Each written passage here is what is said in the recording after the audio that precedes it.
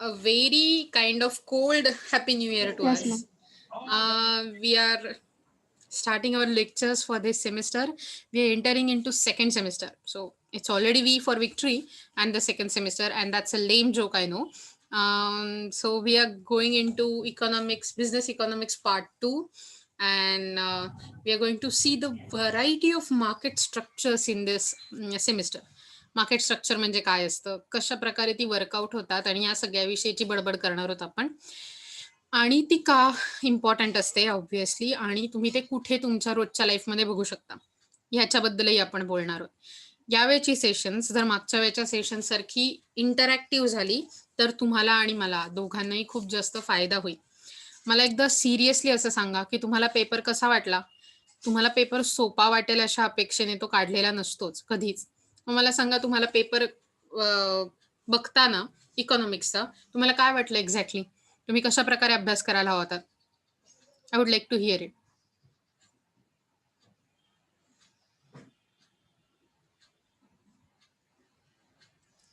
Okay, so तुमच्या शांततेवरनं मी ती शोकात्मक शांतता असा विचार करते. इन द सेन्स तुम्हाला पेपर नक्की थोडाफार प्रमाणावर हार्ड गेला असेल याची मला खात्री आहे. कारण जेव्हा तुम्ही एमसीक्यू बेस्ड पेपर देता, आतापर्यंत तुम्हाला इतकी अशी सवय आहे की एक ठराविक साच्यातली उत्तर लिहायची. आणि yes, is there someone who wants to talk. पण एमसीक्यू मध्ये असा प्रॉब्लेम असतो की तुम्ही जे जे शिकलाय, तुम्ही जे जे लेक्चरमध्ये पाहिलाय, व्हिडिओ पाहिल्यात लेक्चरच्या, आणि जे जे नोट्स आहेत त्यातला कण तुम्हाला प्रश्न म्हणून विचारला जाऊ शकतो. मी तुम्हाला सारखं सांगत होते की तुम्ही लेक्चरचा व्हिडिओ परत परत बघा, तुम्ही नोट्स परत परत वाचा. सगळीच्या सगळी उत्तरं तुम्हाला तुमच्या नोट्समध्ये मिळतील. सगळेच्या सगळे प्रश्न तुम्हाला नोट्समध्ये जे जे शिकवलंय तेच विचारणार. जे शिकवलं नाहीये ते विचारण्याची, म्हणजे शिकवलं नाही इन द सेन्स जे तुमच्या पोर्शनमध्ये नाहीये त्या विचारण्याची शक्यताच येत नाही. आणि आपला सगळा पोर्शन संपला होता. त्यामुळे करेक्ट जे शिकवलंय, जे तुम्हाला पोर्शनमध्ये आहे तेच तुम्हाला येणार होतं. पण सगळंच्या सगळं तुमच्या नोट्समधून होतं, तुमच्या व्हिडिओज ज्या शिकवल्यात त्याच्यातून होतं. मी त्याच्यावर लक्ष देणं गरजेचं होतं. हा तुमच्यासाठी लर्निंग कर्व आहे, लर्निंग लेसन आहे की आता यापुढे अभ्यास करताना कसा केला पाहिजे. मी ऍटलिस्ट इकॉनॉमिक्ससाठी सांगू शकते, कारण मी इकॉनॉमिक्सचा पेपर तुमच्यासाठी प्लेस केला होता. बरोबर आहे. सो नेहमी लक्षात ठेवा, मला बरोबरच्या नॉलेजमध्ये बिलकुल इंटरेस्ट नसतो. जर तुम्ही नुसती पोपटपंची केली, म्हणजे नुसता बडबड बडबड अगर सिर्फ आपने किया, I don't take any interest in it. I need in depth knowledge. पूरा का पूरा आपने कितना लर्न किया इसके बारे में मुझे अच्छा लगता है देखना. Okay, so keep that in your mind कि आपको पूरा का पूरा पढ़ना है. लेट्स स्टार्ट विद the perfect competition in the market. आपने पहले शायद 12th में या फिर ऑलरेडी इसके बारे में पढ़ा है. फिर क्यों पढ़ रहे हैं हम, क्योंकि डेफिनेटली हमें इन डेप्थ पढ़ना है. जो हमने देखे थे वो फीचर्स देखे थे, थोड़ा बहुत थियोरेटिकल देखा था. आज हमें थोड़ा मैथमेटिकल अप्रोच से भी देखना है. नॉट टुडे एक्चुअली, आज हम थोड़ा इंट्रोडक्शन पार्ट करेंगे, लेकिन थोड़ा मैथमेटिकल अप्रोच, थोड़ा थियोरेटिकल अप्रोच, ऐसे करके हमें ये करना है. Okay, so let's see perfect competition. So अगर आपने देखा तो there are variant market structures, right. Market structure कैसे कौन से रहते हैं इसके बारे में एक छोटा सा वीडियो देखेंगे और उसके बाद शुरू करेंगे. Okay,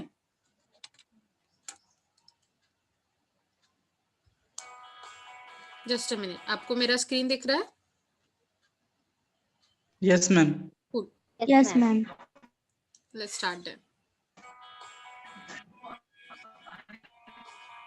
Market structure describes the way in which goods and services are supplied by firms in an industry.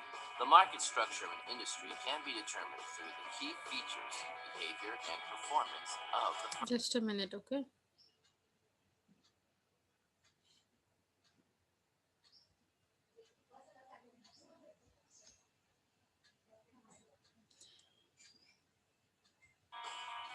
Market structure describes the way in which goods and services are supplied by firms in an industry. The market structure of an industry can be determined through the key features, behavior, and performance. So तुमच्या लक्षात येतं आपण काय म्हणतोय की market structure हे कशासाठी? तर कोणत्या प्रकारच्या प्रॉडक्ट, किती फर्ममध्ये कोणत्या फर्म बनवतात, किती प्रमाणात बनवतात, काय प्राइस. सो थोडक्यात बिझनेसबद्दलचं सगळ्याच गोष्टी जेव्हा आपल्याला शिकायच्या असतात, तेव्हा आपल्याला मार्केट स्ट्रक्चरचा अभ्यास करायला लागतो. Okay? Of the firms. There are 5 key features to take into consideration when concluding the structure of a firm, namely the number and size of firms. So 5 features आहेत जे आपल्याला नेहमी लक्षात ठेवायला लागतात कुठच्याही मार्केटच्या बाबतीत. पहिलं, number and size of a firm. Actually मार्केटमध्ये किती फर्म्स कामात आहेत, तो येते एक प्रोडक्ट विकणाऱ्या. ओके, आणि त्यांचा केवढा मोठा साईज आहे, त्यांची इंडस्ट्री केवढी मोठी बनेल. Okay, Product. Knowledge in the market. Extent of barriers to entry as well as long-run profits. So जर समजा तुम्ही बघितलं तर एकदम छोटासा आहे व्हिडिओ, लाईक 38 सेकंड्स वगैरे. ओके, सो त्या वेळात तुम्हाला हे सांगायचे प्रयत्न केलाय की तुम्ही मार्केट स्ट्रक्चर केवढं इम्पॉर्टंट असतं. Okay, just give me minute. I'm really sorry for network interruption. Okay, there was some low bandwidth going on. So introduction to the market structure.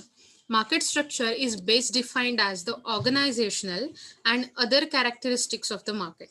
So market structure हे कशा प्रकारे define केलं जातं, तर एक organisational आणि organisational institution किंवा एक organisational and other characteristics of the market ह्या ज्या आपण एकत्र करतो त्याला मार्केट स्ट्रक्चर असं म्हटलं जातं. सो मला सांगा, तुमच्यासाठी माझा एक सिम्पल क्वेश्चन आहे, मार्केट म्हणजे काय? Open your mics and answer me. What is the market?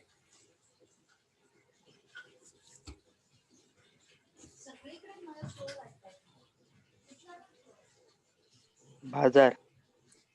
बाजार, करेक्ट. Anybody else? बाजार एक आपल्याला कळलं त्याचं आहे, बाजार. आणखीन कोणी? मार्केट म्हणजे काय?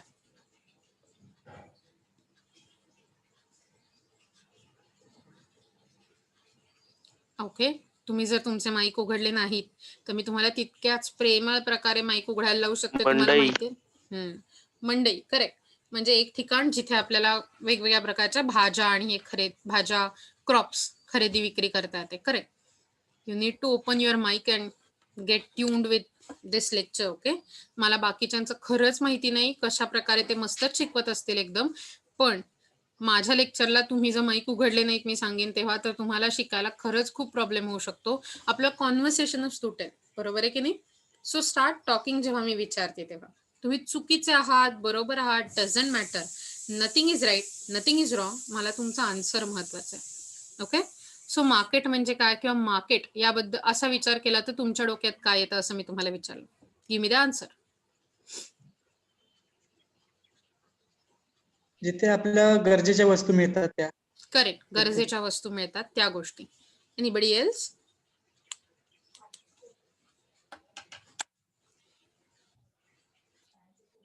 मी सांगू का? मी मार्केट म्हटल्यावर मला काय आठवतं ते?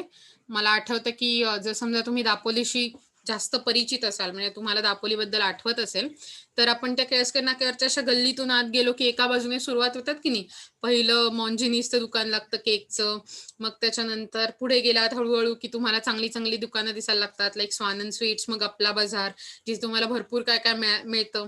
मग खाली असं आणखीन लेन मध्ये गेलं की इकडे बघा सगळी मला खाण्याचीच आठवतात बरं का. Correct, correct. In a very technical way where buyers and sellers do their transaction. Correct. So माझ्यासाठी मार्केट जेव्हा मी नुसतं विदाऊट इकॉनॉमिक्सचा पर्स्पेक्टिव्ह डोक्यात घेता काम करते, तेव्हा माझ्यासाठी मार्केट म्हणजे एक गल्ली असते जिथे भरपूर सारी दुकानं आहेत, भरपूर सारं बार्गेन चालू आहे, जसं की तुळशीबाग पुण्यातली किंवा फॅशन स्ट्रीट मुंबईमधली. पण जेव्हा आपण इकॉनॉमिक्स बद्दल बोलत असतो तेव्हा इकॉनॉमिक्स मध्ये मार्केट ही कोणतीही जागा नाहीये. मार्केट हे एक ऍग्रीमेंट असतं, हे एक कॉन्ट्रॅक्ट असतं between buyer and seller. Okay, buyer आणि सेलर या दोन लोकांमधलं खरेदीचं ट्रान्झॅक्शन, जिथे ऍक्च्युली पैसे इन्व्हॉल्ड असतात किंवा पैसे देण्याबद्दलचं प्रॉमिस केलेलं असतं through promissory notes, contracts or something like that, याला म्हणतात मार्केट. लक्षात ठेवा, नुसतं मार्केट म्हटल्यावर डोळे बंद करून मला फार भारी भारी जागा दिसतात. ओके, मला तर मार्केट मधला पाणीपुरीचा ठेला पण दिसतो, पण जेव्हा मी मार्केट म्हणून इकॉनॉमिक्सच्या बद्दल विचार करते किंवा इकॉनॉमिक्सच्या पॉइंट ऑफ व्ह्यू मधून मार्केटचा विचार करते, तेव्हा मार्केट स्ट्रक्चर हे माझ्यासाठी एक ॲग्रीमेंट बनतं बायर आणि सेलर्स मधलं. मे बी मोर सेलर्स एक buyer, may be more buyers एक सेलर, किंवा may be more buyers more sellers, जिथे ट्रान्झॅक्शन ऍक्च्युअली घडलेलं असतं, मे बी फिजिकल गुड्स किंवा इनव्हिजिबल सर्व्हिसेसचं, आणि त्या बदल्यात पैसे दिलेले असतात किंवा क्रेडिटवर हमीवर ते काम केलं गेलेलं असतं. Okay, market structure is best defined as organisational and other characteristics of a market. The interconnected characteristics of a market structure include number and relative strength of buyers and sellers and degree of collusion among them. म्हणजे किती actually buyers sellers मार्केटमध्ये आहेत, ती firm केवढी आहे, त्यांच्यात किती प्रकारची ट्रान्झॅक्शन घडतात, level and forms of competition, कुठल्या कुठल्या कॉम्पिटिशन्स मधनं मार्केट जात आहे. सो कॉम्पिटिशन मध्ये म्हणजे स्पर्धा नाही, तर फॉर्म ऑफ मार्केट. ओके, जे आपण बघणार आहोत obviously. Extent of product differentiation, म्हणजे या फर्मचं त्या फर्म मधून प्रोडक्ट कसं डिफरंट आहे. इन द सेन्स लक्स आणि रेक्सोना हे दोन जर साबण आहेत, किंवा लक्स आणि हमाम, डव, तर ह्या सगळ्या साबणांमध्ये काय डिफरंट आहे, ह्याला प्रोडक्ट डिफरन्सिएशन असं म्हटलं जातं. ओके, साबण तर साबण आहे, पण तरी मग कोणीतरी एखादा माणूस मेडिमिक्सच घेतो, एखादा माणूस डवच घेतो, एखादा माणूस लक्स घेतो का. So there is some kind of differentiation between them. And ease of entry into and exit from market. So अशा प्रकारच्या प्रत्येक फॉर्ममध्ये, जसं perfect competition, monopoly, monopolistic competition, oligopoly, या सगळ्या प्रकारच्या डिफरंट फॉर्म्स ऑफ मार्केटमध्ये किंवा डिफरंट फॉर्म्स ऑफ कॉम्पिटिशन्समध्ये कुठल्याही नव्या सेलरला आत जाताना, म्हणजे नव्याने बिझनेस सुरू करताना, एंट्री घेताना किंवा एक्झिट घेताना इझिली करता येत आहे का, की त्यांना डिफिकल्ट जात आहे एंट्री करणं. मोनोपॉली असेल तर एंट्री डिफिकल्ट असते, कारण तिथे एकच सेलर असतो. पण जर समजा परफेक्ट कॉम्पिटिशन असेल तर इझी एंट्री असते, किती पण सेलर्स असू शकतात. सो हे खूप महत्वाचं असतं, कारण याच्यावरून तुमचं मार्केट स्ट्रक्चर काय आहे हे डिफाईन्ड होत असतं. Okay, so let's see, we have some kind of information around perfect competition, monopoly. So मला सांगा, तुम्हाला यांच्यापैकी काहीतरी शिकल्याचं आठवतंय का रे आधी? Yes ma'am. करेक्ट. मग तुम्ही मला परफेक्ट कॉम्पिटिशन बद्दल अगदी डॉट टू डॉट नाही म्हणते, थोडीशी माहिती सांगू शकाल का?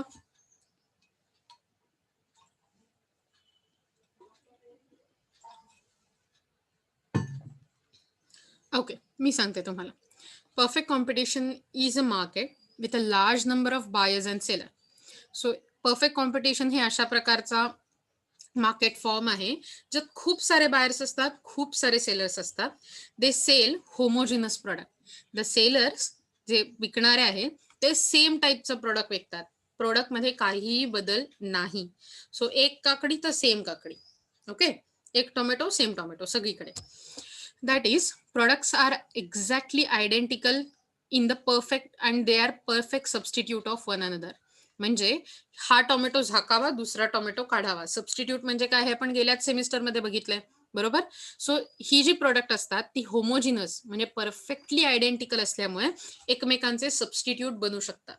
Due to this, all firm sells additional any number of units in the same price market, same market price. So कितीही प्राइस असली ती सेमच असते सगळ्या प्रोडक्ट्सची, बरोबर.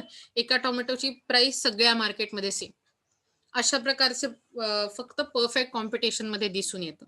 ओके, आणि त्यामुळे फर्म्स कितीही सेल करू शकतात, जितके लोक येतील तितके, because there are multiple buyers.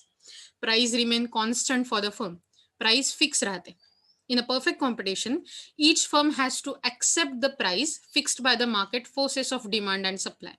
So आपण गेल्या वेळी बघितलं होतं की डिमांड आणि सप्लाय हे जे दोन गोष्टी असतात ते तुमच्या मार्केटमध्ये ठरवतात की तुम्ही किती प्राइस असेल. सो सिम्पली सांगायचं झालं तर अगदी थोड्याशा चित्रकारीच मध्ये हा आहे आपला डिमांड ग्राफ. ओके, त्याला मी डी असं नाव देते, आणि हा आहे सप्लाय. ओके, तो वर चढत जाणारा नेहमीप्रमाणे. सो ज्या हे एका मार्केट मधलं आहे असं आपण विचार करू. सो ज्या पॉइंटला एस आणि डी हे दोन ग्राफ एकमेकांना इंटरसेक्ट करतात त्या पॉइंटला तुम्हाला कळतं की किती, कारण हा आपला एक्स ऍक्सिस आहे जिथे असते क्वांटिटी, बरोबर, आणि हा आपला वाय ऍक्सिस आहे जिथे असते प्राइस, बरोबर. सो त्या पॉइंटला आपल्याला कळतं की ऍक्च्युली कोणती क्वांटिटी कोणत्या प्राइसला विकली जाईल. म्हणजे ही जी पॉइंट हा पॉइंट जेव्हा आपण खाली एक्सटेंड केला, या पॉइंटला आपण जितकं विकू ते किती प्राइसला विकू हे मार्केट फोर्स ठरवतं, कुठल्याही प्रकारची इतर माणसं नाही. नॅचरली मार्केटमध्ये ठरत जातं, ज्याला आपण इनव्हिजिबल हँड असं म्हटलं होतं. जर तुम्हाला माहिती असेल तर ॲडम स्मिथ नावाचा अतिशय भारी इकॉनॉमिस्ट, ज्याला फादर ऑफ क्लासिकल इकॉनॉमिक्स किंवा फादर ऑफ इकॉनॉमिक्स असं म्हटलं जातं, तर त्याने हे सांगितलं होतं इनव्हिजिबल हँडचं तत्व. ओके, सो मार्केट फोर्सेस जे असतात ते आपणच ठरवतात डिमांड सप्लायच्या मदतीने की प्राइस काय असेल, आणि जे विकणारे असतात त्यांना तीच प्राइस ऍक्सेप्ट करायला लागते. त्यांच्या मनाप्रमाणे त्यांना प्राइस घेता येत नाही. द सीच firm under perfect competition is a price taker. काही काही शब्द अतिशय महत्वाचे जे तुम्हाला लक्षात ठेवायला पाहिजे. Okay, let me underline those words for you. पहिली गोष्ट, homogeneous product, large number of buyers and sellers. Okay, नंतर सेम मार्केट प्राइस म्हणजे price remains constant. Okay, fixed म्हणजे प्राइस फिक्स्ड मार्केट फोर्सेस मधून, आणि परफेक्ट कॉम्पिटिशन मध्ये तुमचे जे सेलर्स असतात, इच फर्म जी असते ती प्राइस टेकर असते. फर्म जी असते ती प्राइस टेकर असते. येते तुमच्या लक्षात मी खाली अंडरलाईन केलेले शब्द, कारण हीच फीचर्स दरवेळी प्रत्येक कॉम्पिटिशन मध्ये बदलत जातात. Hence, the demand curve or a price curve or the average revenue curve under the perfect competition, जे तुम्हाला आठवत असेल आपण बघितला होता, is a perfectly elastic curve. म्हणजे तुमची क्वांटिटी कितीही बदलली तरी तुमची प्राइस सेम राहणारा एक्स ऍक्सिसला पॅरलल असा कर्व जो बनतो, हा वाला, हा डिमांड कर्व बनतो परफेक्ट कॉम्पिटिशन मध्ये. तुम्हाला माहिती इथे प्राइस आहे आणि खाली क्वांटिटी आहे. सो तुम्ही किती पण बदला प्राइस, Q1, Q2, Q3, कितीही वाढवा तुमची क्वांटिटी, तुमची प्राइस एक सेमच राहणार आहे जितकी स्टारवर दिसते. येते तुमच्या लक्षात, म्हणजेच तो इनइलास्टिक आहे, सॉरी इलास्टिक कर्व आहे. Okay, let me and my erase my drawing. Too much time taking. Cool. So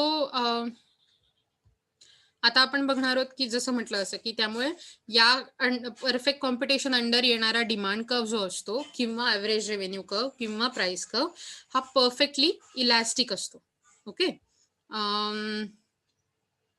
the demand curve for the perfectly competitive firm is perfectly elastic because it has to accept the price fixed by the market forces of demand and supply. आपण मगाशी म्हटल्याप्रमाणे there is no restrictions on the entry or exit of the firms in the perfect competition market. So कोणीही कसंही seller येऊ शकतं, तसाच तो एक्झिटही करू शकतो. तुम्ही येण्यावर रोकटोक नसते, जाण्यावरही रोकटोक नसते. एक्झिट आणि एंट्री अतिशय खुली असते. Okay, so free and no restriction on entry and exit. लक्षात ठेवा. Agriculture markets are example of perfect competition. So perfect कॉम्पिटिशनचं एक्झाम्पल काय असू शकतं? Agriculture markets. ओके, सो तुम्हाला आता हे लक्षात आलंय का? तुम्ही मला पटापट ही फीचर सांगू शकाल का परफेक्ट कॉम्पिटिशनची काय आहेत ती? Yes, ma'am. सांगा बरं Yes, मग. ma'am. Perfect Large number of buyers and sellers. Correct. आणि Homogeneous product. Very good. Homogeneous product. Price remain constant. Price remaining constant. Correct. Fixed Price price. fixed. म्हणजेच प्राइस रिमेनिंग कॉन्स्टंट. करेक्ट, बरोबर आहे. पुढे Price Firm taker. Price price taker. करेक्ट. कोण price taker असतात सांगा बरं मला? Firms are the price taker. म्हणजे जे विकणारे असतात त्यांना प्राइस जशीच्या तशी ऍक्सेप्ट करायला लागते, म्हणून त्यांना प्राइस टेकर म्हणतात. वेरॅज जेव्हा सेलर्स असतात ते स्वतःच्या प्रोडक्टची प्राइस स्वतः ठरवतात, तेव्हा फर्म्स आर प्राइस मेकर्स असं म्हटलं जातं. तुम्हाला फरक लक्षात येतोय प्राइस टेकर्स आणि प्राइस मेकर्स मधला? जेव्हा मार्केट मधल्या फोर्सेसमुळे Yes, ma'am. फर्मला प्राइस ठरवता येत नाही, त्यांना ती ऍक्सेप्ट करायला लागते जशी आहे तशी, तेव्हा त्या असतात प्राइस टेकर. पण जेव्हा त्या स्वतः डिटरमाइन करतात की त्यांच्या प्रोडक्टची प्राइस काय असेल, तेव्हा आपण त्यांना म्हणतो प्राइस मेकर. maker, correct. पुढचं feature Free entry or exit. free entry and elastic. exit, correct. Free entry आणि एक्झिट. आणि ऑब्व्हियसली जो कर्व असतो डिमांड कर्व किंवा ॲव्हरेज रेव्हेन्यू कर्व किंवा प्राइस कर्व हा परफेक्टली इलॅस्टिक असतो. ओके. सो आता हे मी तुम्हाला करून दिलं. आता मी तुमच्याकडे सोपवणार आहे बरं का. तुमच्याकडे तो ऍक्सेस असतोच मला वाटतं नेहमीप्रमाणे, की मी जर एखादी गोष्ट शेअर करत असेल तर तुम्ही तुमचं हे वापरू शकता. सो मला आता तुम्ही मोनोपॉली हा जो पॅच दिसतोय की नाही तिकडे करून दाखवा बरं. अशा अलोकेट करून दाखवा कुठली फीचर्स आहेत ती. जसं की monopoly is opposite to perfect competition. So मी अपोजिटच्या खाली अंडरलाईन करेन. तुम्ही मला करून दाखवा जसे मी वरती केलेत तसे. फक्त गडबड गोंधळ नको. ओके. घाबरू नका, मला सगळं मिटवता येतं ते. Don't Large worry. number. Okay. तुम्ही सांगा, मी करते. Cool. madam single seller, correct. Single seller बरोबर. आणि लार्ज नंबर ऑफ बायर बरोबर. पुढे सांगा. large number of buyers, correct. Does बरोबर. not have any perfect substitute. Correct. no not have. substitute, yes. No substitute. No perfect perfect substitute, correct. Very good. आणखीन. Firm is price maker. Correct. Very good. Let me see कुठे आहेत ते बरं. Sell more units hence monopoly. Yes. Price maker. Very good. पुढे. Finds the correct. downward downward sloping, sloping curve म्हणजे ह्यांचा demand curve कसा असेल. Downward sloping. आता का ते बघा. Sellers can sell more units only by reducing price. जर मोनोपॉली मध्ये विकणाऱ्या लोकांनी त्यांची प्राइस कमी केली तरच बायर्स जास्त जास्त घेतात. डिमांड लॉ तुम्हाला माहितीये. प्राइस कमी झाली तर डिमांड जास्त. बरोबर. आणि म्हणूनच तुमचा जो डिमांड कर्व किंवा ऍव्हरेज रेव्हेन्यू कर्व असतो तो डाऊनवर्ड स्लोपिंग असतो. करेक्ट. आणखीन मला सांगा आहे का त्यात. restrictions on the entry, Correct. No restrictions on entry of the firms. It's actually wrong. Okay. It's no restrictions असं नाहीये. restrictions असं आहे. restrictions हा लक्षात ठेवा. पुस्तकात तुम्ही जर पुस्तक फॉलो करत असाल तर तिथे थोडं चुकीचं दिलंय. आपल्याला नो असं नकोय. There is restriction on the entry. मोनोपॉलीमध्ये जनरली जो माणूस असतो समजा असा विचार करा की मोनोपॉलीमध्ये इंडियन रेल्वे समजा मोनोपॉली आहे. बरोबर. समजा नाही आहेच. तर दुसरी कोणती कंपनी जर इंडियन रेल्वेमध्ये यायचा प्रयत्न करेल तर त्याला परवानगी मिळेल का रे लगेच. नाही मिळणार. बरोबर ना. नाही मिळणार. हा नाही. करेक्ट. याचाच अर्थ देर is restriction on the entry of the firms in the market. थोडक्यात कारण मोनोपॉली म्हणजे सिंगल सेलर ना. एकच सेलर पाहिजे आपल्याला. येत आहे तुमच्या लक्षात. तुम्हालाही फर्म डिटेक्ट करता आली. तुमची तुम्हाला फर्म नाही तुम्हालाही फीचर्स तुमची तुम्हाला डिटेक्ट करता आली. yes ma'am, correct. Let's go ahead आणि पुढचं हे बघूया. ओके. मोनोपॉलिस्टिक कॉम्पिटिशन सेम प्रकार मगाच सारखाच.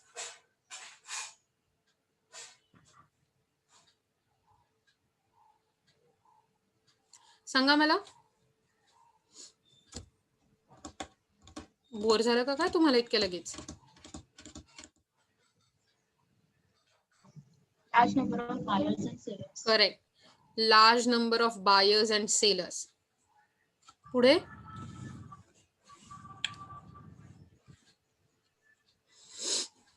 differentiated product. Correct. Differentiated product म्हणजे प्रत्येक फर्म कारण मोनोपॉलिस्टिक मध्ये लार्ज नंबर ऑफ बायर्स आणि सेलर्स असले तरी सेलर्सचं जे प्रोडक्ट असतं ते प्रत्येक वेळी वेगळं असतं. डिफरंट असतं. So differentiated product. होमोजिनस नसतं परफेक्ट सारखं. पुढे. downward sloping demand curve, correct. Downward sloping demand curve. आपण थोडं पुढेच गेलो का एकदम. Differentiation contains degree of monopoly in each market. So आधी आपल्याला हा मुद्दा बघायला लागेल की प्रोडक्ट डिफरन्शिएशन असल्यामुळे थोड्याफार प्रमाणावरती नेहमीच मोनोपॉलिस्टिक कॉम्पिटिशन मध्ये मोनोपॉली इन्क्लूड होते. इन द सेन्स पुन्हा सेम विचार करा की ज्या माणसाला टाटा टीच प्यायला आवडतो किंवा सोसायटीत चहाच प्यायला आवडतो किंवा ताज वालाच तो चहा प्यायला आवडतो तर तो तोच चहा घेऊन पितो. थोडक्यात त्या ब्रँडची त्या ठिकाणी मोनोपॉली असते आणि म्हणून लिटल बिट ऑफ मोनोपॉली आपल्याला दिसून येते. Okay. Each seller tries to distinguish his product from the rest. आता मला सांगा, जर मला दुसऱ्यापेक्षा माझं प्रोडक्ट वेगळं आहे हे सांगायचं असेल तर मला काय करायला लागेल रे?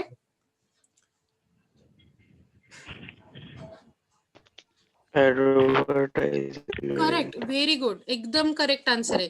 मला अशा प्रकारे ऍडव्हर्टाइजमेंट करायला लागेल की माझं प्रोडक्ट का वेगळं आणि लोकांनी माझं प्रोडक्ट का घ्यायला पाहिजे. ओके. सो आणि त्यामुळे काय होतं की नेहमी दुसऱ्याची कॉम्पिटिशन चालू असते सतत आणि म्हणून the firm keeps reducing the prices average revenue in order to sell more unit. म्हणजे सारख्या प्राइस कमी कमी कमी केल्या जातात. ओके. आणि त्यामुळे कमी प्राइसवर जास्त लोक घेतात आणि म्हणून डाऊनवर्ड स्लोपिंग डिमांड कर्व आहे. ओके. पुढे there is no restriction on the entry and exit. बरोबर, हेच फीचर आहे. मला वाटतं आपण बघितली आहेत. आणि अशी कुठची एक्झाम्पल आहेत? Hotels, furniture stores, like Pepperfry, Furlenco अशी नावे आहेत हल्ली नवीन नवीन furniture स्टोअर्सची.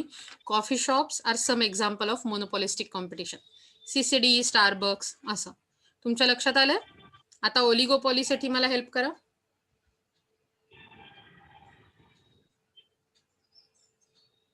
Market structure. Market structure, yes, it's a market structure where there are few firms, म्हणजे तुमचे सेलर्स कमी आहेत, few firms producing either homogeneous or differentiated and differentiated product. Correct. म्हणजे हे एक वेगळं फीचर आहे की आयदर होमोजिनस पण प्रोडक्ट असू शकतं आणि किंवा डिफरन्शिएटेड प्रोडक्ट पण असू शकतं. ओके. बघा पुढे, होमोजिनस ऑलिगोपॉली असेल म्हणजे सेम प्रोडक्ट विकत असाल तर ऑब्व्हियसली तुमची प्रोडक्ट कशी असणार आहेत? आयडेंटिकल असणार आहेत, सेम असणार आहेत आणि त्यामुळे price tends to be uniform. Correct. Price tends to be uniform in homogeneous oligopolies. Okay. आणि डिफरन्शिएटेड ओलिगोपॉली मध्ये similar but not identical. Correct. Similar products असतात पण सेम नसतात. बरोबर. आणि त्यामुळे त्यांची they try to differentiate their products from each other competitors. Okay. An oligopoly firm does not face definite demand curve. म्हणजे एक same kind of demand curve असा काही ऑलिगोपॉलीचा सापडत नाही. जर तुम्हाला आठवत असेल तर आपण किंग डिमांड कर्व बघितला होता. तुम्हाला आठवत आहे का गेल्या सेमिस्टरला? सो त्या काइंडचा डिमांड कर्व असतो आपल्याकडे. So it does not face any kind of demand curve because it depends upon the actions and reactions of rival firms. थोडक्यात सांगायचं तर आपल्या टू व्हीलर्स ज्या बाजारात येतात त्या किंवा फोर व्हीलर्स या जनरली ऑलिगोपॉली मार्केटमध्ये मोडणाऱ्या गोष्टी. ओके. खूप थोडे लोक आहेत की जे विकतात, घेणारे लोक पुष्कळ आहेत डेफिनेटली, पण त्यांचे प्रोडक्ट्स खूप आयडेंटिकल आहेत. खूप साऱ्या गाड्या एकमेकांची सेम फीचर करणाऱ्या असतात. बरोबर. जसं की मी अगदी सगळ्या बाबतीत तर टेक्निकली साऊंड नाहीये पण i10 आणि सुझुकीची मे बी सेलेरिओ, ब्रेज आणि अशा कुठच्या तरी गाड्या कम्पेअर करायचा प्रयत्न करा. निदान सामान्य माणसाला माझ्यासारख्या दिसताना तर ते सारख्या दिसू शकतात थोड्याफार प्रमाणावर. बरोबर. इन द सेन्स ह्या सगळ्या फर्म्समध्ये आयदर आयडेंटिकल किंवा सिमिलर प्रोडक्ट्स असतात आणि या फर्म्समध्ये प्रचंड कॉम्पिटिशन असते. त्यामुळे काय होतं की समजा आता आपण पुन्हा सेम घेऊया, ह्युंडाई आणि सुझुकी या दोन गाड्यांच्या कंपन्या आहेत. बरोबर. समजा ह्युंडाईने त्यांच्या गाडीची किंमत कमी केली, सुझुकी पण कमी करते, पुन्हा ह्युंडाई कमी करते, पुन्हा सुझुकी कमी करणार, परत असं करत करत ते एका पॉइंटवर पोहोचतात जिथून त्यांना प्राइस कमी करणं शक्यच नसतं. अशा वेळी ऍडव्हर्टाइजमेंट वाढते पण मग प्राइस कमी होत नाही. आणि मुख्य गोष्ट म्हणजे कधी एकदा प्राइस समजा ह्युंडाईने कमी केली तर आपल्याला माहित नसतं की सुझुकी प्राइस कमी करणार आहे की नाही. मे बी सुझुकी प्राइस कमी करेल किंवा मे बी त्याच्या सेमच ठिकाणी राहील, तर मग ह्युंडाईला तोटा व्हायला सुरुवात होते. सो नेहमी ज्या काही ऍक्शन्स असतात त्या रायव्हल फर्म्सवर अवलंबून असल्यामुळे आपल्याला बिलकुल कळत नाही की ह्यांचा डिमांड कर्व कसा असेल. आपल्याला फ्युचर डिटरमाइन करणं, फ्युचर डिमांड फोरकास्ट करणं हे थोडंसं कठीण जातं. So in differential oligopoly price competition gives a way to non price competition. म्हणजे थोडक्यात प्राइस कॉम्पिटिशन पेक्षा नॉन प्राइस कॉम्पिटिशन जास्त वाढते. प्राइसिंग पेक्षा लोक ऍडव्हर्टाइजमेंटवर जास्त भर देतात. जर तुम्हाला आठवत असेल तर मी खूप वर्षापूर्वी ती स्विफ्टची ऍड बघितली होती. तो माणूस रस्त्यावरनं क्रॉस करत असतो आणि पहिल्यांदा पाय घालतो तेव्हा गाडी नाहीये, पण एकदम पाय ठेवल्या रस्त्यावर तेवढ्यात एकदम एक स्विफ्ट निघून जाते, त्याला दिसतही नसते. सो गाडीचं नावच स्विफ्ट आहे, जी फास्ट चालेल. बरोबर ना? म्हणजे थोडक्यात अशा प्रकारचं ऍडव्हर्टायझिंग करणं अतिशय आरोगंट किंवा ज्याला आपण अग्रेसिव्ह ऍडव्हर्टायझिंग म्हणतो तशा प्रकारचं ऍडव्हर्टायझिंग. सेल्स प्रमोशन ऍक्टिव्हिटी म्हणजे फ्री लोन्स मिळणं, कमी EMI, कमी down payment, after sale services म्हणजे इन्शुरन्स सारख्या, सर्व्हिसिंग, गाडी सर्व्हिसिंग सारख्या अशा भरपूर साऱ्या गोष्टींमधून एक्सप्लेन केलं जातं. अँड अशा प्रकारे ओलिगोपॉलीचं मार्केट चालतं. पण लक्षात ठेवा की there are many barriers to entry. म्हणजे अशा प्रकारच्या मार्केटमध्ये सुझुकी, ह्युंडाई अशा कंपनी, त्याच्यात रुजुता नावाची एक कंपनी मी सुरू करायची ठरवली तर मला खूप साऱ्या बॅरियर्सना फेस करायला लागतं. मला पटकन एंट्री मिळेल असं नाही, such as financial, technological etcetera. So अशा कोणत्या इंडस्ट्रीज आहेत? एअरलाईन इंडस्ट्रीज, ऑटोमोबाईल इंडस्ट्रीज, ह्या सगळ्या मी ज्या तुम्हाला म्हटलं. आणि अशा ऑलिगोपॉली हे अतिशय इंटरेस्टिंग अशा काहींचं मार्केट स्ट्रक्चर असतं. आपण बघणार आहोत त्याच्याबद्दल इन डेप्थ, पण आता बघायला काही आहे एवढं पुरेसं आहे आता. ओके, आता आपण हे जे सगळं बघितलं त्यात सगळ्याचं अतिशय बेसिक ढोबळ मनाने एक टेबल बनवलंय असं विचार करा, ज्याच्यात आपल्याला फीचर्स दिसतात: number of sellers, number of buyers, number of products, pricing power, nature of the firms demand, entry condition, profit maximisation condition आणि एक्झाम्पल. ओके, आत्ता परफेक्ट कॉम्पिटिशन साठी बघूया. परफेक्ट कॉम्पिटिशन मध्ये नंबर ऑफ सेलर्स खूप असतात, large असतात. मोनोपॉलीमध्ये एकच seller असतो. मोनोपॉलिस्टिक कंडिशन मध्ये मेनी असतात. ऑलिगोपॉलीमध्ये सेलर्स फ्यू असतात. ओके, कारण रेस्ट्रिक्शन ऑन एंट्री असते. Then number of buyers perfect competition मध्ये खूप असतात, मोनोपॉलीमध्ये खूप. सगळ्या प्रकारच्या कॉम्पिटिशन मध्ये बायर्स खूप सारे असतात. Okay, nature of product perfect competition मध्ये होमोजिनस असतं, प्रोडक्ट सेम असतं. मोनोपॉलीमध्ये ते हेट्रोजेनस असतं. मोनोपॉलिस्टिक कॉम्पिटिशन मध्ये प्रोडक्ट डिफरन्सिएशन वास्ट. आणि ऑलिगोपॉलीमध्ये प्लीज कुड you mute yourself.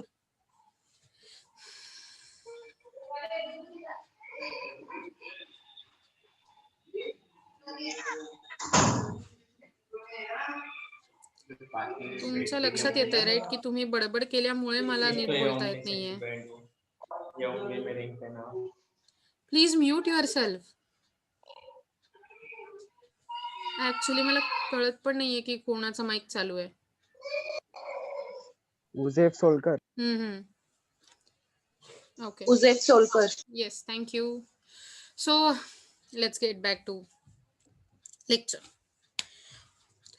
Okay, so nature of product काय असतं आपण बघितलं. फक्त परफेक्ट कॉम्पिटिशन मध्ये आणि मे बी ओलिगोपॉली मध्ये होमोजिनस प्रोडक्ट असू शकतात, पण मोनोपॉली आणि मोनोपॉलिस्टिक मध्ये हेट्रोजेनस प्रोडक्ट असतात. Product differentiation is there. Okay, pricing power मध्ये कसं असतं, म्हणजे सेलर्स प्राइस ठरवू शकतात की नाही. तर परफेक्ट कॉम्पिटिशन आणि मोनोपॉलिस्टिक कॉम्पिटिशन मध्ये ते दोघंही प्राइस टेकर असतात, पण मोनोपॉली आणि ऑलिगोपॉली मध्ये ते प्राइस सेटर किंवा प्राइस मेकर असतात. Okay, setter maker same. मग nature of the firms demand, कशा प्रकारे फर्मची डिमांड, फर्म कडे डिमांड असते. तर परफेक्टली इलास्टिक, जसं आपण म्हटलं तसं हॉरिझॉन्टल ऍक्सिस, एक्स ऍक्सिसला पॅरलल असलेला परफेक्ट कॉम्पिटिशन मध्ये. मोनोपॉलीमध्ये डाऊनवर्ड स्लोपिंग, मोनोपॉलिस्टिक मध्ये सेम डाऊनवर्ड स्लोपिंग, आणि ओलिगोपॉलीमध्ये किंक्ड डिमांड कर्व असतो, जो आपण गेल्या सेमिस्टरला बघितला होता. देन एंट्री कंडिशन्स काय असतात, तर free entry, free exit perfect competition मध्ये. मोनोपॉलीमध्ये हाय एंट्री बॅरियर्स, आणि सेम फॉर ऑलिगोपॉली. नवीन सेलरला आत यायला प्रचंड मज्जा असतो, so they are rejected for entry. आणि मोनोपॉलिस्टिक कॉम्पिटिशन मध्ये अगेन फ्री एंट्री असते, एक्झिटला मे बी प्रॉब्लेम असू शकतो, म्हणजे बिझनेस बंद करण्यावर थोडा प्रॉब्लेम असू शकतो. ओके, प्रॉफिट मॅक्झिमायझेशन कंडिशन काय असते, थोडक्यात प्रॉफिट मॅक्झिमायझेशन कंडिशन म्हणजे कुठच्या पॉइंटला तुम्हाला सगळ्यात जास्त पॉइंट मिळेल. तर प्रॉफिट तेव्हा मिळतो परफेक्ट कॉम्पिटिशन मध्ये जेव्हा तुमची प्राइस ही मार्जिनल रेव्हेन्यू आणि मार्जिनल कॉस्ट यांच्या इक्वल असेल. So that is P is equal to MR is equal to MC. Don't worry, हे आपण सगळं नीट बघणार आहोत. आता फक्त टॅब्युलर एक्सप्रेशन बघतोय आपण त्याचं. ओके. मोनोपॉलीमध्ये तुमचा प्रॉफिट तेव्हाच मॅक्झिमाइज्ड होतो जेव्हा तुमचा marginal revenue is equal to marginal cost असतो. MR is equal to MC. आणि बाकी सगळ्यांसाठी पण सेम, मोनोपॉलिस्टिकसाठी पण आणि ऑलिगोपॉलीसाठी पण. एक्झाम्पल काय काय? ऍग्रिकल्चरल कमोडिटी म्हणजे परफेक्ट कॉम्पिटिशन, ऍग्रिकल्चरल कमोडिटीचं मार्केट. मोनोपॉली कुठे दिसते? पब्लिक युटिलिटीज मध्ये, इंडियन रेल्वे जसं आपण म्हटलं होतं तसं. मोनोपॉलिस्टिक कॉम्पिटिशन, वेगवेगळी हॉटेल्स, मे बी सोप्स आणि अशा वेगवेगळ्या प्रकारच्या प्रोडक्ट डिफरन्सिएशन दिसणाऱ्या गोष्टी. आणि ओलिगोपॉली म्हणजे airline industry, automobile industry. So आतापर्यंत आपण जे बघितलं ते 8 पॉइंट मधून समराईज केलं होतं. तुमच्या लक्षात आलंय का रे नक्की? Yes, ma'am. करेक्ट. मग आज आपण आता Yes, इथे ma'am. हे थांबूया नक्की अभ्यास करणं. आणि मी तुम्हाला म्हटलं होतं असं की तुम्ही मला सांगणार आहात कुठली फिल्म बघितली होती ती, right? So let me know, I am here. सांगा बरं, कोण सुरुवात करताय की तुम्ही बघितलेली सगळ्यात भारी फिल्म आणि त्यातलं तुम्हाला काय भारी वाटलं होतं ते?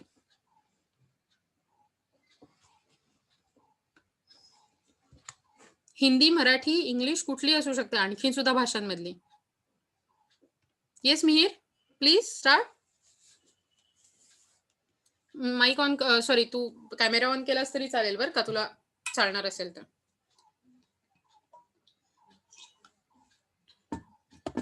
मॅम मी हॉरर मूवी बघितली होती एक, हा, माझ्या आवडीची, ती खूप दिवसापासून बघायची राहिली होती. कुठली? कंचनाचा पार्ट 3 होता, राहिला होता बघायचा, तो बघितला. हो म्हणजे आणि तुला काय वाटलं त्यात बघून? तुला भीती वाटली? नाही, भीती तर नाही, पण थोडी ती फिल्म थोडी कॉमेडी हॉरर असं मिक्स आहे.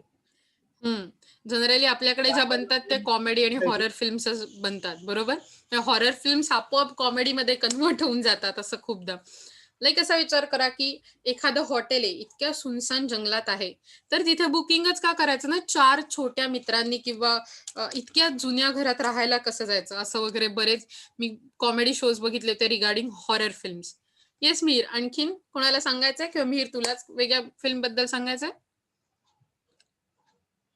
नाही मॅम, मी एकच होती आणखीन कोणी? बघायची राहिली होती, फक्त एकच बघायची राहिली होती. गीता राणी एक पिक्चर आहे, तो हा. पण खूप मस्त आहे. गीता गोविंदम, राईट? नाही, गीता गोविंद नाही, गीता राणी. ती प्रिन्सिपल आहे हा, आणि तिने खूप मस्त रोल प्ले केलाय. ओके. आणि कोण आहे त्या फिल्म मध्ये, माहितीये ऍक्टर वगैरे? ती साऊथ इंडियन आहे, आता नाव नाही माहिती मला तिचं, पण खूप बरोबर, मस्त आहे. Cool, nice, I try. Principle आहे म्हणजे शिकवण्याशी रिलेटेड, राईट ना? हा, ती आर्मीशी रिलेटेड होती आधी, हो, नंतर काही बोले तिने खूप गव्हर्नमेंट स्कूल मध्ये तिने खूप चांगले हे केलेले आहेत, म्हणून मस्त आहे पिक्चर तो, पहा एकदा. इंटरेस्टिंग. पण तुम्ही सगळे एकदम असे आदर्श वगैरेच पिक्चर बघायला लागलाय का काय? म्हणजे मी तुम्हाला सांगते, माझी सगळ्यात भारी फिल्म जर मी म्हटलं तर मला अगदी ते अशी बनवा बनवी पासून, हिंदीमध्ये आपण जर बघितलं तर गोलमाल पासून, नंतर आणखीन पुढे मॅम गेलात तर हेराफेरी. येस शुभम, हा मी ऐकायला नाही आलं मला. चुप मॅम चुप के पिक्चर हेराफेरी. पण. हा, हेराफेरी. हो, हेराफेरी इज ऑल्सो गुड. चुप चुप के पण भारी आहे. सो तुम्ही खरंच म्हणजे बघताय, मला जरा बरं वाटलं. इंग्लिश पण पिक्चर खूप कधी कधी मस्त बघण्यासारखे असतात, ऍक्शन हिरोज ते असतात, सुपरमॅन सारखे किंवा अव्हेंजर्स सारखे, जर तुम्ही कोणी बघत असाल. Avengers. Jumanji. Yes, Jumanji again, या करेक्ट आहे. पण Avengers also was great. Yes Nupur? Yes, Avengers. Correct. आणि ओव्हरऑल म्हणजे फिल्म इज गुड. मला वाटलं होतं की तुम्ही सगळेजण फिल्म सिरीज भरपूर बघत असाल कदाचित, कारण तुम्ही सारखे युट्यूबवर किंवा ह्याच्यावर असता, आणि that's a good thing. Sometimes it's a good thing. पण जर तुम्ही मॅनेज करून बघत असाल तर इट्स अमेझिंग टू सी. मग मला आणखीन कोणाला सांगायचंय काही? Latest series scam 1992. Correct. Mahak, मला तुझा आवाज नव्हता ऐकायला आला, पण नूपूर जी म्हणाली ती scam, that was amazing again series. मी पण बघून काढली. It's a nice thing. त्याच्याबरोबर मी ती बंदिश बँडिट पण बघितली होती. तुम्ही कोणी पाहिली का? It's also good, one of the good series. आणखीन कोणी सिरीज वगैरे काही पाहिल्यात का भारी? तुम्ही कोणी के ड्रामा वगैरे कधी ट्राय केलाय का? Korean drama? मेहक, मला तुझा आवाज खूप तुटून तुटून ऐकायला येतोय. तू चॅट बॉक्सवर मला पाहिलेली फिल्म टाकू शकतेस? कोणीच नाही बघत तुमच्यापैकी? You should watch sometimes. अर्थात अभ्यास सांभाळून. नक्की अभ्यास सांभाळून. 3 इडियट्स. आणि कुठली सिरीज खूप चांगली आहे जी बघू शकतो आपण? रेकमेंडेशन मध्ये. ओके. सो वेल, तुम्हाला काय आवडतं जॉनरवर अवलंबून असतं. ज्यांना ऍक्शन हिरोज आणि खूप सारे असं आवडतं त्यांच्यासाठी ॲरो, फ्लॅश, सुपरगर्ल अशा खूप साऱ्या म्हणजे सिरीज आहेत. म्हणजे आणखीन पण भरपूर साऱ्या आहेत. मला आता या आठवत आहेत म्हणून मी आता सांग. ब्रुकलिन 99, नंतर डॉक्टर हू. पण ज्यांना खूप असं काय म्हणू आपण त्याला, कॉमेडी सिटकॉम म्हणतात त्याला, म्हणजे बसून बघायच्या आरामात अशावाल्या. सो त्यांच्यासाठी friends, big bang theory, 2.5 Men अशा खूप साऱ्या तुम्हाला वाईड व्हरायटी बघायला मिळते. पण हे सगळं मी तुम्हाला सांगते याचा अर्थ तुम्ही अभ्यास करायचा नाहीये असं नाहीये. नाही तर घरून मला पालकांचे फोन येतील की मॅडम तुम्ही सांगितलं होतं सगळ्यांना. येस, खरंच आहे. शकुंतला देवी हा पण खूप चांगला पिक्चर होता. मी मध्यंतरी बघितला होता. आणि आनंदाचं गणित.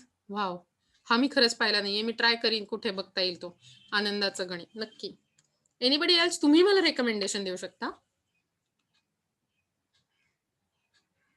Commando 3. Again good one. I should say it's a good one. मग आपल्याला चॅटच करायला लागणार आहे, तू लक्षात ठेव. कारण मला तुझा आवाज खूपच तुटून तुटून ऐकायला येतोय. सो ओव्हरऑल मला वाटतं की आपण असं आणखीन भरपूर सारं डिस्कशन करू शकतो, मजा पण करू शकतो. Let's keep doing that. Train to Busan. बरोबर. So let's keep doing that. मी तुम्हाला आजची अटेंडन्स शीट पाठवते आणि मग आजसाठी आपण इथेच बाय बाय म्हणू शकतो. Okay, let me give you. आज तुम्हाला जानेवारीच्या ह्याच्यात टाकायचंय तुमचं attendance. I am sharing with you. Yes, Hichki is also good. I like that one. Rani मुखर्जीने खूप चांगलं, तीच आहे राईट त्या. मी तुम्हाला अटेंडन्स शीट पाठवली, एकदा चेक करा. आणि आजसाठी आपण अलविदा करूया. पुन्हा भरपूर गप्पा मारूया पुढच्या लेक्चरला. Don't worry about it. आजसाठी थांबूया. Okay, so bye bye. Have a happy new year again आणि सी यू सून. लवकर भेटू. Bye bye.